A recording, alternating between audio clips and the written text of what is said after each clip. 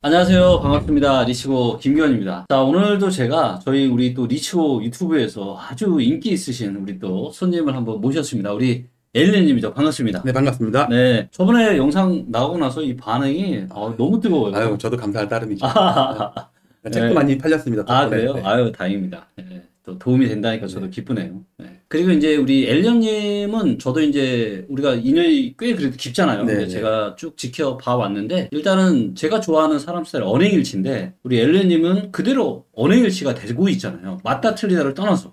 그쵸? 그래서 이제 이런 부분들이 제가 개인적으로 이제 되게 좀 존중하는 그런 부분이고요. 그 다음에 저번에 이제 그 뜨겁게 영상이 나가고 나서 엘리님이 또 최근에 연락을 주셨는데 저도 몰랐던 사실이거든요, 이거는. 근데 서울 부동산 시장의 선도지표 중에 하나가 있는데 그게 바로 세종시의 움직임이다. 이런 또 이야기를 주셨어요. 네네. 그래서 도대체 이건 또 무슨 얘기인지 한번. 네. 저희 유튜브 영상에 네. 서너 분께서 이제 세종이 많이 빠졌잖아요. 네. 그리고 거래가 최근에 늘고 있어요. 네. 그러니까 이걸 되게 좋게 말씀을 하셔가지고, 근데 저는 좀 반대거든요. 네. 지금 거래 느는 게 되게 안 좋은 거다.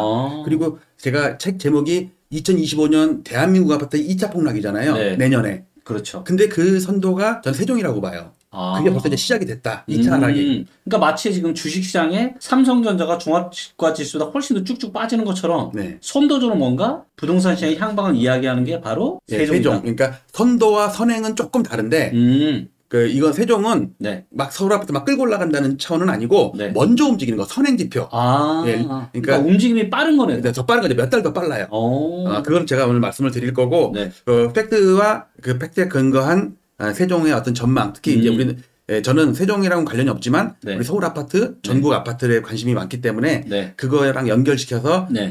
제가 쭉 풀어나가도록 하겠습니다. 좋습니다. 자, 그리고 저번에 제가 댓글을 좀 보니까 댓글 반응도 너무 좋아요. 우리 엘리님. 근데 조금 속도가 좀 빠르다. 예. 그랬더니 또 누구는 원래 천재들은 좀 말이 빠르다. 이런 얘기가 있었는데 말 속도를 조금만 네. 천천히 해주시면 좋을 것 같아요. 네, 알겠습니다. 자, 요 화면은 네. 제가 매일 아침마다 네. 매크로로 국토부 실거래가 그 거래량을 다운받는 그 엑셀 프로그램이 있거든요. 네. 여기에 이제 원래는 그래프는 없었는데 오늘 제가 설명드리려고 그래프를 하나 만들어 왔어요. 네. 이거 왼쪽 거는 서울 아파트 거래량 비중이고요. 네. 이거는 오른쪽은 세종 아파트 거래 비중이에요. 거래량이 아니고 비중. 그 지역에 있는 전체 아파트 개수 대비해서 거래가 몇 프로나 되느냐? 전국 대비.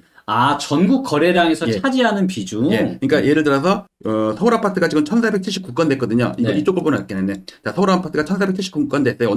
어저께 아침까지 다운받은 게. 네. 근데 전국이 19,000건이에요. 그러면 이 19,000건 중에 이 서울 아파트를 빼고 비중. 네네. 이해했어요. 그러니까 N-1 이런 식이죠. 네. 이거는 세종입니다. 여기는 지금 서울은 8,000건 넘었다가 지금 1,400건이니까 엄청 줄었잖아요. 네. 근데 세종은 많을 때가 460건인데 네. 어제까지 218건이 됐어요. 그러면 거의 절반 가까이 된 거잖아요. 그렇죠. 여기는 거의 7분의 1까지 그렇죠, 떨어졌는데 그렇죠. 네. 그거를 도식화한 게 요겁니다. 서울은 6월달, 7월달까지 전국 거래에 비해서 서울 아파트 거래가 엄청 늘었어요. 그리고 최근 들어서 절대값도 떨어지지만 네. 비중도 줄어요.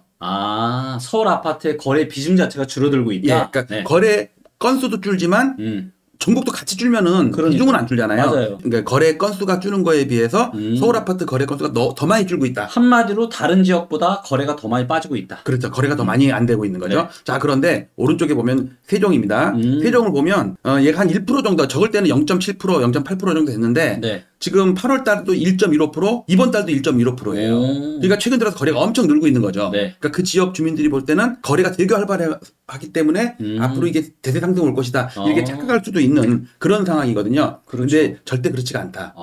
이게 주식으로 치면 팔아먹는 거래량이 있고 매집할 때의 거래량이 있거든요. 네. 근데 저는 지금 팔아먹는 거래량, 손절매 거래량 이걸로 보고 있어요. 이익 보고 팔 수는 없잖아요. 지금 뭐 30% 40% 빠져 있으니까. 네. 그것에 대해서 말씀을 좀 드릴 거고요. 요거는 네. 제가 매일 아침마다 이제 이거 연간 전국이고요. 8월달, 9월달. 왜냐하면 오늘 거래 신고된 거는 한 달치니까 두 달에 걸쳐서 지수가 바뀌게 돼 있거든요. 네. 자, 이건 오늘입니다. 오늘. 네. 그러니까 어제자죠. 네. 세종은 어저께 올랐어요. 음. 그런데 9월 달에 제일 많이 빠졌어요. 그리고 연간으로도 제일 많이 빠졌어요. 그러네요. 막대기가 제일 크잖아요. 네네. 요걸 하나 아셔야 되고 그러니까 세종이 좀 되게 안 좋아요. 그래프가. 주식으로 치면 급락하기 직전의 패턴. 조금 근데 이것만 봐도 지금 정부에서 가장 많이 내리긴 했는데. 연간으로 제일 많이 빠졌죠. 여러 가지 차트로 다양한 각도에서 제가 설명을 드리겠습니다. 네.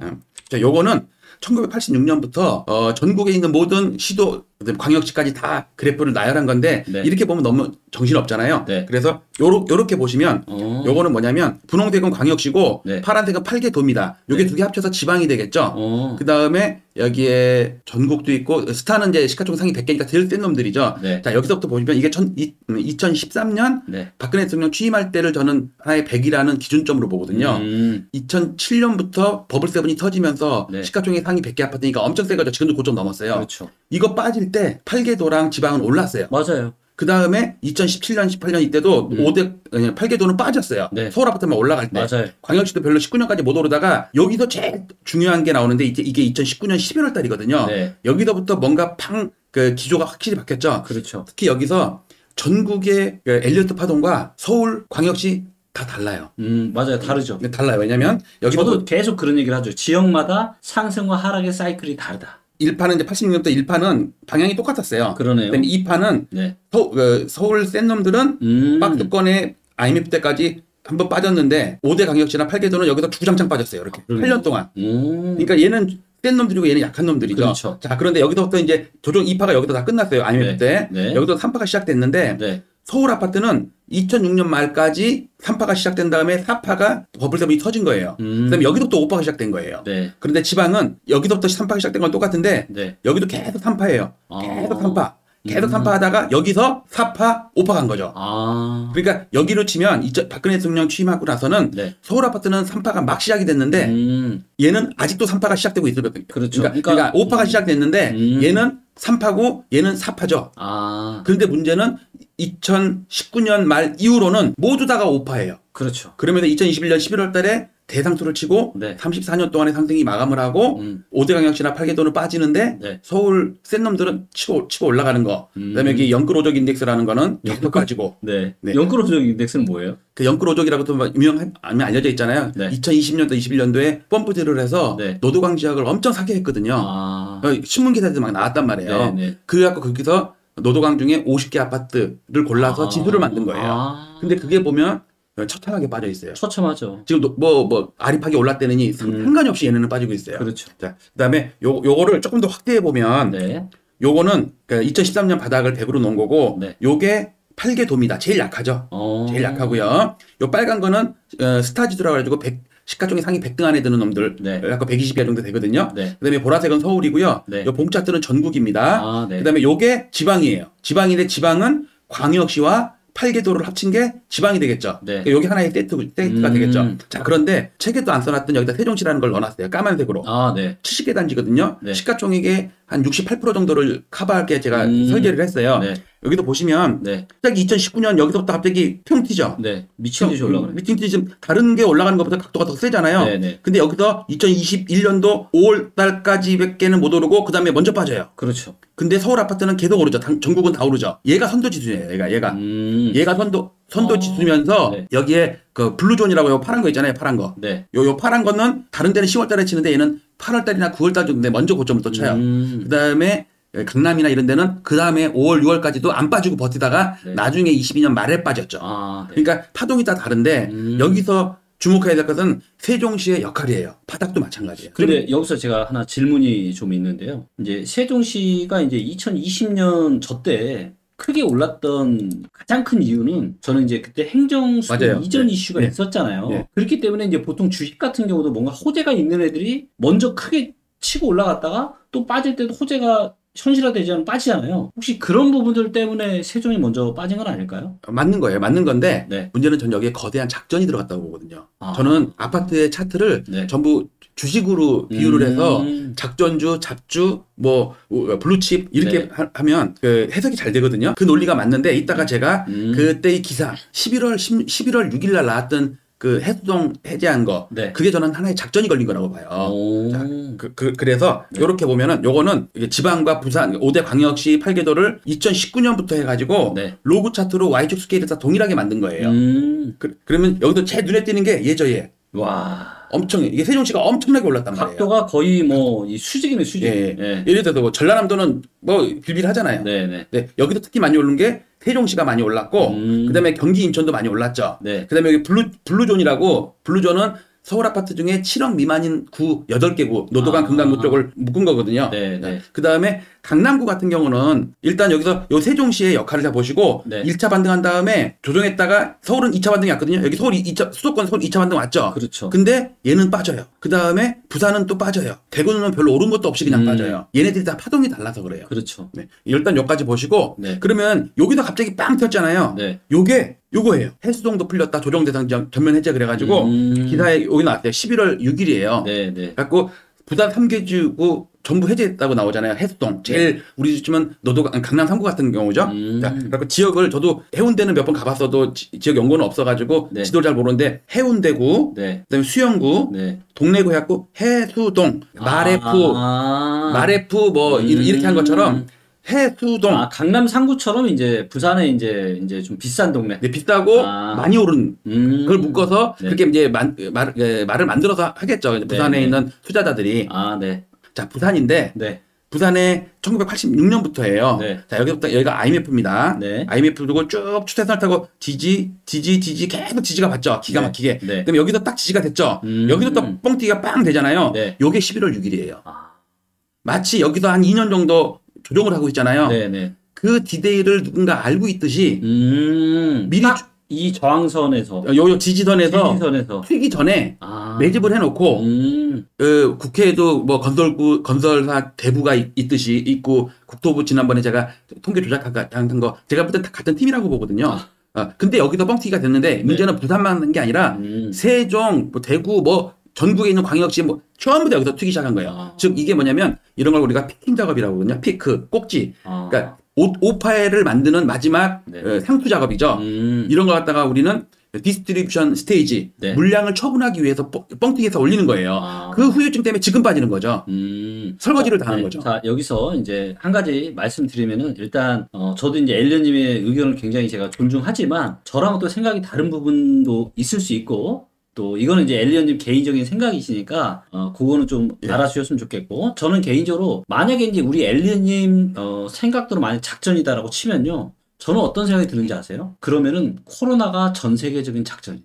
왜? 코로나 때문에 금리를 엄청나게 낮추고 유동성을 엄청나게 쏟아붓고 그러면서 주식 부동산이 다 날아갔잖아요. 그러니까 저는 제가 데이터로 봤을 때 2019년 가을 이때가 이제 제가 무슨 얘기를 했었냐면 데이터를 이제 저는 저평가나 고평가 이런 데이터들이 많잖아요. 이걸 보니까 지방이 굉장히 저평가인 거예요. 그래서 지방이 저평가해서 지방이 이제 올라가기 막 시작하는데 여기에 코로나가 터지면서 주식 부동산 다 미친 듯이 올라가 버렸죠. 네. 그래서 그런 관점에서 보면 저는 야 이거 코로나가 어떻게 보면 이거 전 세계를 대상으로 한 작전 아닌가 이런 생각이 좀 들긴 저도 합니다. 같은 생각이에요. 네. 일단 부산을 봤고요. 네. 제가 강조하고 싶은 거는 요 11월 6일 있잖아요. 요 날. 11월 6일 여기서 또 뻥튀기 했단 말이에요. 이미 세력들은 여기서부터 매집이 들어갔다고 저는 봐요. 하나도 안 갖고 있는데 올라가 버리면은 세력들은 먹는 게 없잖아요. 네. 그러니까 미리 다 세팅이 돼 있다고 보고요. 이거는 부산시고요. 네. 요거는 해수동입니다. 해수동.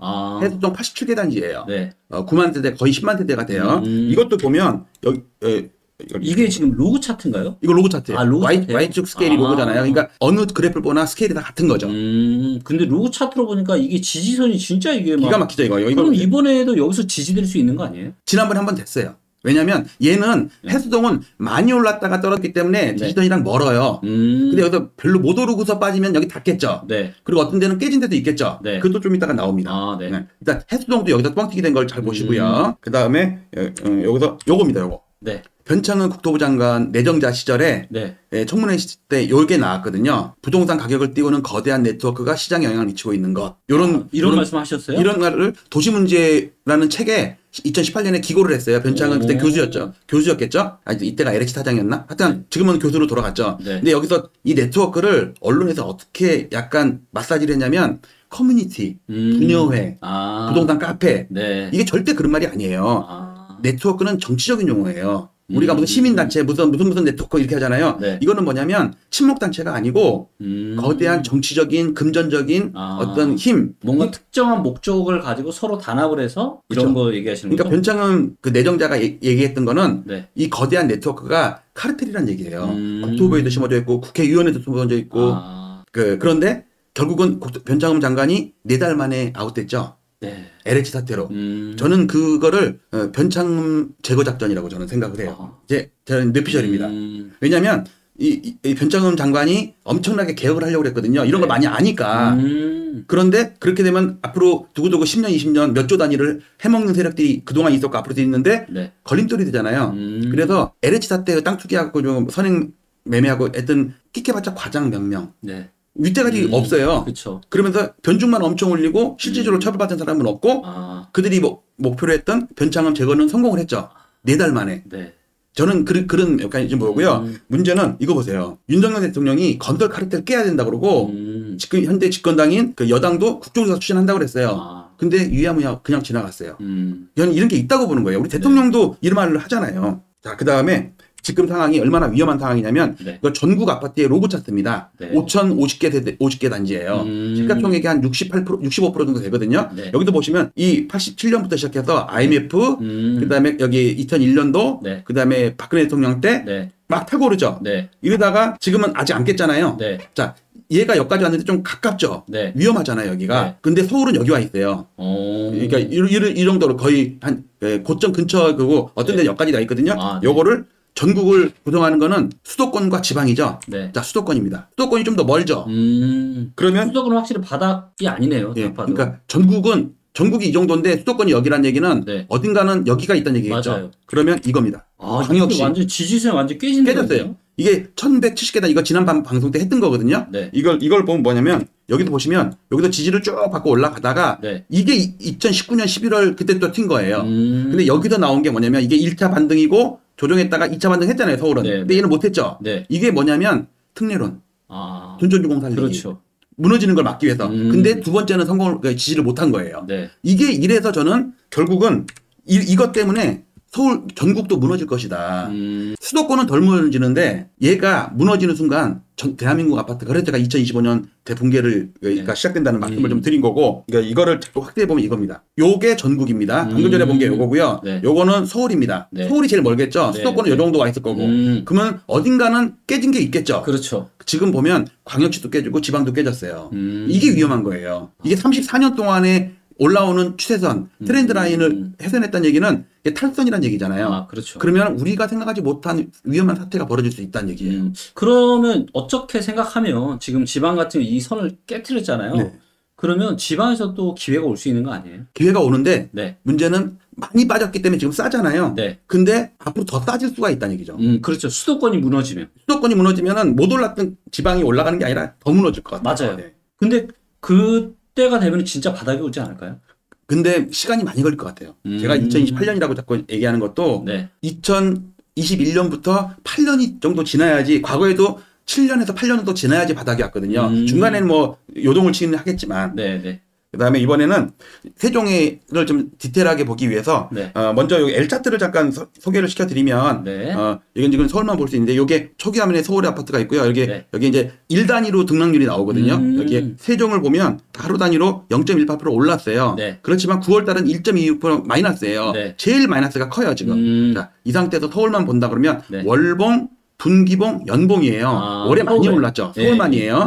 그런데 지금 다른 거를 좀 클릭이 안 되게 돼 있어요. 등업이 안 돼 있어 갖고. 그다음에 월봉을 보게 되면 이런 차트가 나오면서 이렇게 몇 가지 차트를 볼 수가 있고요. 그다음에 분기봉은 또 크게 볼 수가 있고 연봉도 크게 볼 수가 있고 여기 이게 다 일목균형표가 되는 거거든요. 이렇게 일목균형표가 되고, 그다음에 확대 차트를 보면 방금 전에 봤던 데이터들을 다 모아가지고 보는 건데, 요게 헷갈리면 이렇게 보조집을 지울 수가 있거든요. 자, 서울은 지금 거래가 줄고 있죠.